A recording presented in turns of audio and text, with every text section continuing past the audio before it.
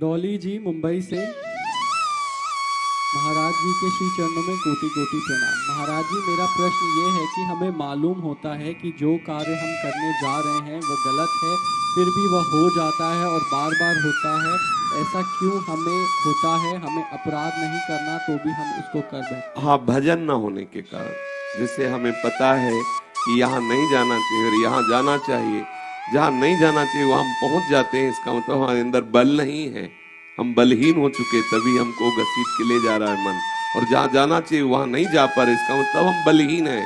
तो हमारे अंदर भजन बल की कमी हो गई है, अध्यात्म बल की कमी हो गई, इसलिए ऐसा हो रहा है। यदि आप नाम जप करें, सत्संग सुने, तो आपके अंदर ऐसा बल आएगा कि आप इस पर शासन कर सकती हैं।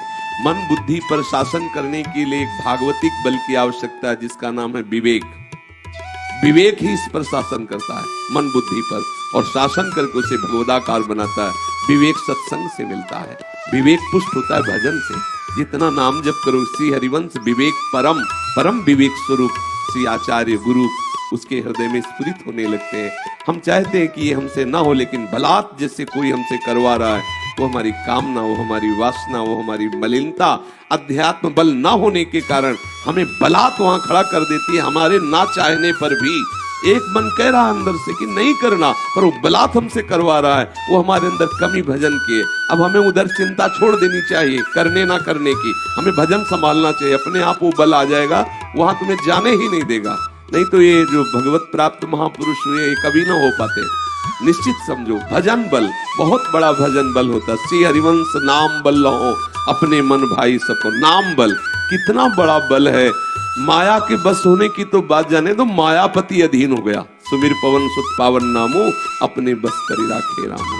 इसलिए नाम जप करो, सत्संग सुनो और चेष्टा करो जलन सहने की। जहां मन ले जा रहा है, यदि गलत है, आप रुकोगी तो जलाएगा। हम जलन न सहने के कारण भागने लगते हैं, लेकिन नहीं, हमें सहना है।